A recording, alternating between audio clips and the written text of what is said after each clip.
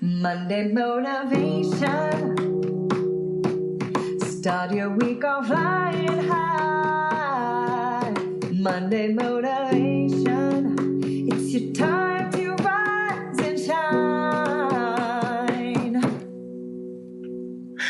Happy Monday, guys. Today I am so excited.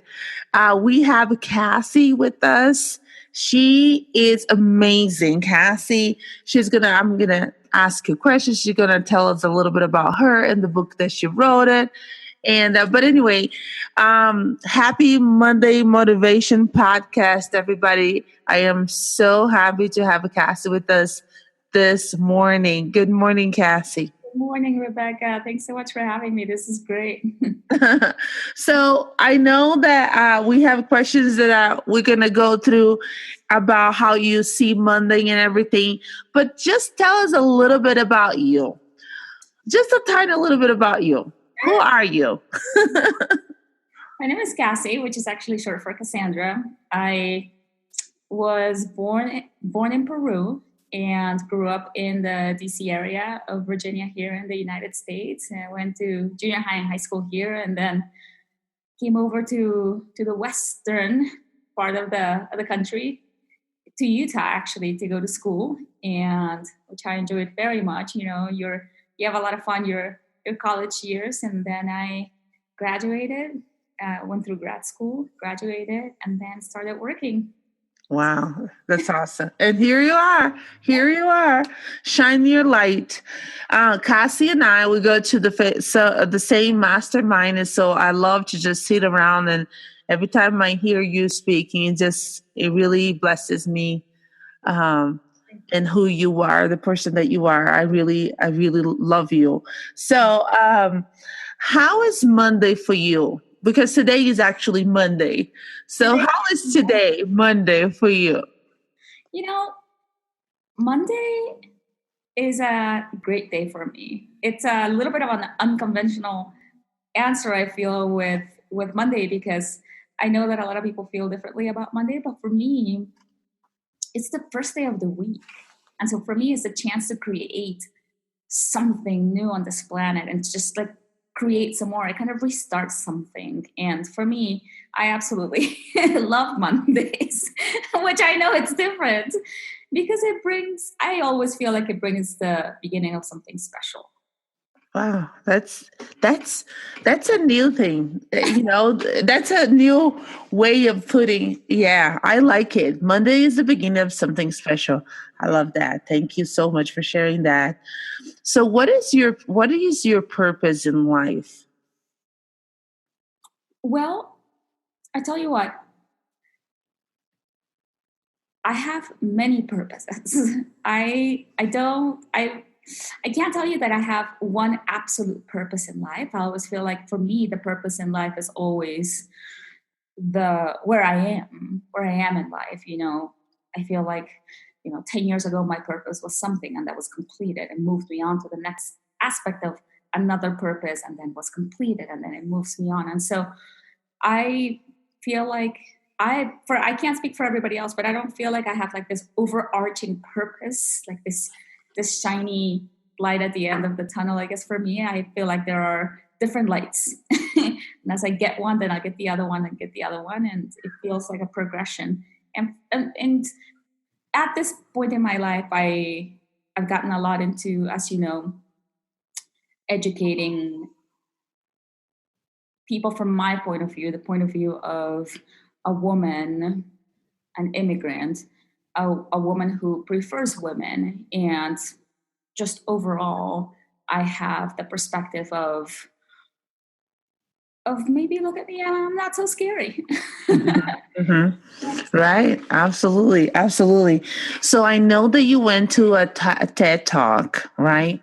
You were able to stand in the TED Talk. So how was this TED Talk for you? It was an amazing experience, first of all, because it was a lot of fun. Anytime that we hear that people get on stage or public speak, we almost feel frightened for them. Still. Yeah. Because, it's a fear that we have ourselves. And for me, it was definitely that fear came in. Don't get me wrong, but it was a lot of fun. And it was something that I was able to do to deliver a message from deep in my soul. Mm-hmm. And being given the stage was a real blessing for me. And to this day, I really thank TEDx Colorado Springs for having accepted my audition. Mm-hmm. That's awesome. That's awesome. So did you apply, you got accepted right away? Is that what? So the way it works is that you audition and you apply. You're right. First of all, you like write the reason why you would like to do this. And you kind of send it off into the universe and you don't hear anything really. It's just like, it's not like right away they say anything. They're just like, thank you for your submission. Then kind of hope and pray they'll say something. But sure enough, then the next step is for them to basically call you for an audition. Wow. And they do. And after the audition, you kind of, same thing, you kind of hold your breath. and same thing, when I was accepted, it was one of those things that I wasn't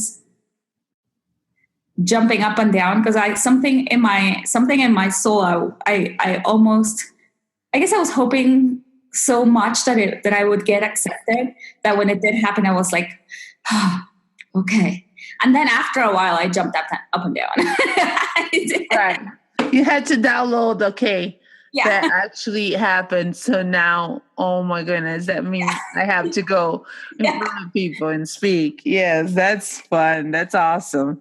That's boldness right there. It's just like jumping and then you figured it out. Yeah. How you're going to, and yeah, that's awesome. So I know you wrote a book.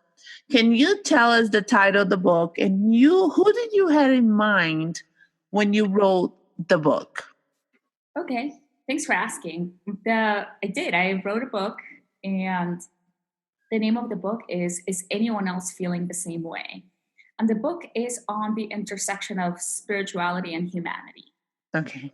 And the most important person I had in mind when I wrote this book was actually my younger self.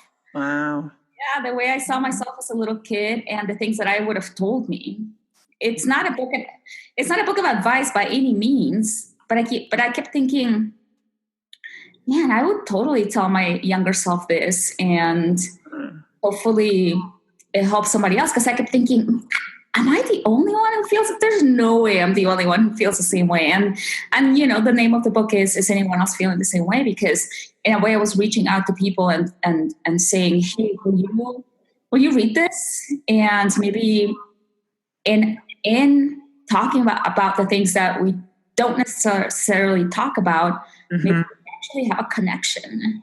Right. And are you feeling the connection? Is people getting back to you and saying, this is how I feel? Yes. And that's been a really sweet thing because, like I said, I wrote this book for my younger self and I was hoping that somebody else would feel the same way. And it turns out people do. That's right. Wow. One of the first text messages I got about it was actually from a friend I hadn't seen in a while. And she wrote me this like huge text message about how she didn't know if anyone else was feeling that way. And so she thought it was normal for her to feel that way. And it turns out, other people feel that way too. So. Right. And it's beautiful. The beautiful thing about writing from your heart, from your soul, is exactly how it makes people feel not alone. So it connects the stories, it connects the hearts, it connects the humanity on us to know that we are all human and we kind of like have the same battles, in different ways, but the same battles. Absolutely. And the more we talk about it, the more we're like, oh yeah, instead of hiding that part that we don't talk about. And then we become really superficial. Right. And then when we do become superficial, I feel like that then we miss the point. Like, how can we actually help each other? Yeah, exactly. Right. Yeah. All right. So I have a question that I usually ask everyone that have been in this podcast. Mm-hmm. And the question is that what is your favorite quote and why? My favorite quote. Wow, so many favorite quotes. Everybody answers that, by the way. Everyone says, "Oh my goodness!" After my 1 million quote, which one that I like? I mean, I know it's hard. Oh, let's see. Well, the one that I wake up to, Mm-hmm. literally, it's been hanging from the wall that I step out of my bedroom. Mm-hmm. It's been my favorite quote at least for a good 12 months. So I'll tell you this one. Mm-hmm. It's attributed to Richard Branson, Mm-hmm. and it says, "The brave may not live forever, but the cautious do not live at all." And Wow. for me, that quote reminds me to be brave. When I started doing this, started writing the book, started doing public speaking, I realized, you're gonna have to be brave. And you're gonna say some things that are bold, some things that people are not gonna like. People are gonna really know you. It's gonna get uncomfortable for a lot of people. Mm-hmm. But you gotta be brave, because that's the point. The point is not to, for me at least, the point was not to hide. And because I grew up in a kind of like I would say traditional and strict Mm-hmm. home for the first few years of my life. And, I had a hard time stepping out of that. Mm-hmm. And I had to be brave if I wanted to speak from my heart. So, and it reminds me, the brave may not live forever. Who knows, but the cautious at the end of your life, I don't know. For me, I didn't want to be that person who didn't live because I didn't speak up. Wow. That's amazing. That's amazing that you had this courage, this wake up to say, I just want to be myself and speak it up. Yes. That's amazing. I really think that it is brave, and I think you are brave. Yeah. Thank you. So this Monday Motivation podcast, when I started, is to help people face their week with a little more passion, because so many people have been coming to me and say, how can you just be so happy and it's Monday? That's how the whole thing started. And I was like, it is Monday. That means we have opportunity here. And then that's how this whole podcast is started. So if there's somebody on the other side to listen to us, and they are struggling not only with their own life and heart, but they're struggling with defining like the purpose of waking up on Monday and being happy or being passionate about facing this. So how can you encourage someone to face this week with passion? That's a great question. The first thing that I would say is feel the way you feel. If on Monday if you're really not a Monday person, just feel it. It's okay. Feel everything and let it out. Surrender to anything that your heart is saying, whether it's like the feeling of crappy Monday or the feeling of joyous Monday. Be yourself. Keep going. Listen to what you have going on inside. I feel like we are all beautiful. You're beautiful. I'm beautiful. Everyone's beautiful. And I know that however people feel on Monday is exactly what they're supposed to feel. Whether it's a negative or a positive emotion, it's sweetness or sadness or joy, there you are. Feel it and learn from it, and it's okay. Right. So we had one of our friends, Savoy, and this podcast, Cool. and she told what she learned from you about being grateful, doing the the grateful journaling. She spoke about that in the podcast. And now that you are here, can you tell us yourself what it's like to have that grateful journey? How do you do and things like that? Yeah. So I have a pretty strict routine, I guess, a morning routine from Monday through Friday. I don't actually do it Saturday or Sunday. Mm-hmm. And the reason why, Rebecca, I have to say, first of all, is because I'm not the type of person who likes to feel like I'm strict when it comes to structure, as you know, but I don't like to feel tied up. I don't like to feel like I'm not free. So I don't do this routine Saturday or Sundays because I reset Saturday and Sundays.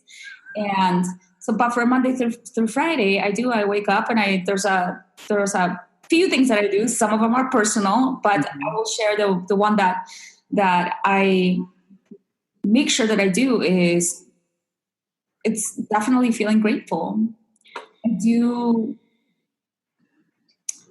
in the past few years, we've heard grateful journal, thankful journal, be this, be that. And at the beginning, I was like, yeah, that's true. And I have been doing it.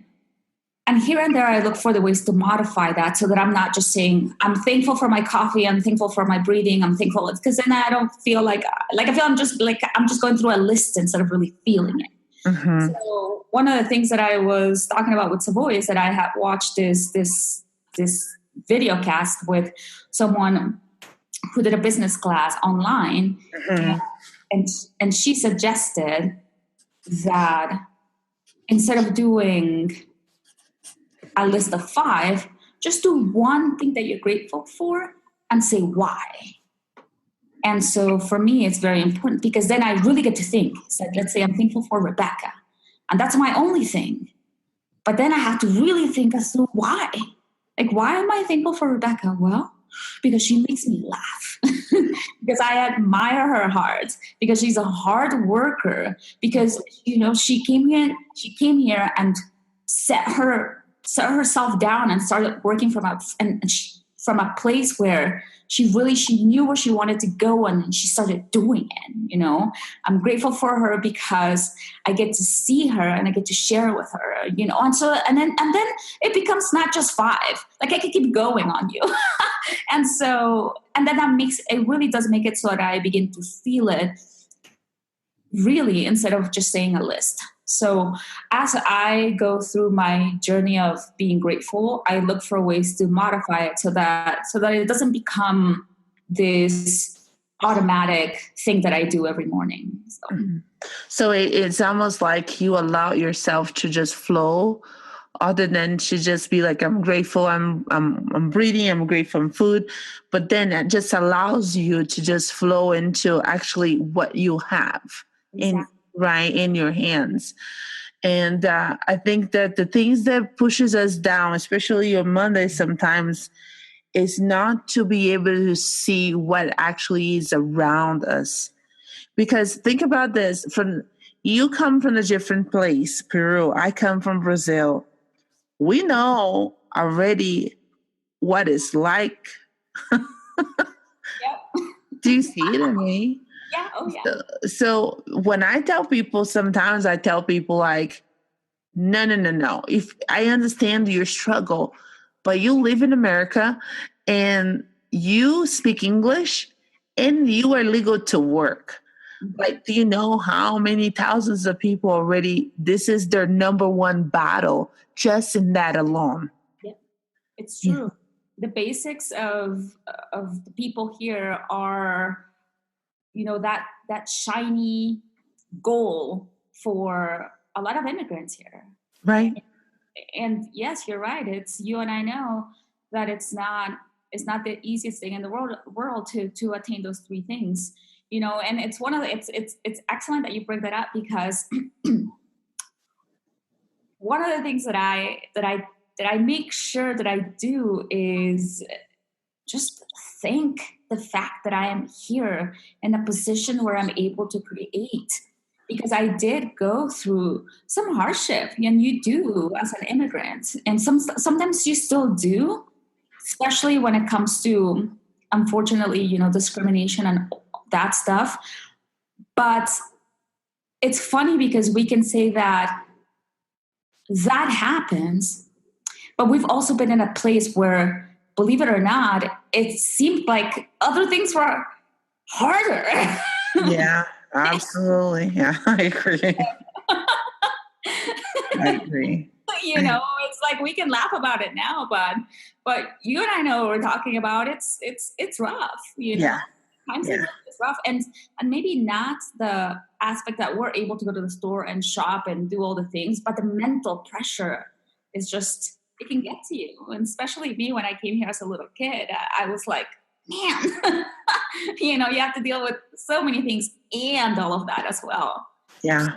But you conquer. That's it. You conquer. You one day at a time. And today I feel like your vision it opens a little bit more because you have seen other places. That's why I do encourage, the people from this land to actually travel and go to places. It's so important to see something else. And I encourage my friends, it's cool. Definitely go to that resort because it'll be fun, but also get out and see how people live. The most important thing when I travel still to this day is to see how people live in that space. Wow. That's beautiful.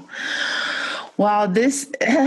I knew that my talk to you would be inspired and will connect so many people together. I knew that. That's why I wanted to have you in this podcast. Mm-hmm. Now, how can people connect with you? How they can find your book? Thanks for asking, Rebecca. People can find my book on Amazon for sure. And again, it's called Is Anyone Else Feeling the Same Way? Mm-hmm. It has a green cover. Yeah. And people can connect with me through Facebook under my name, Cassy Huidobro.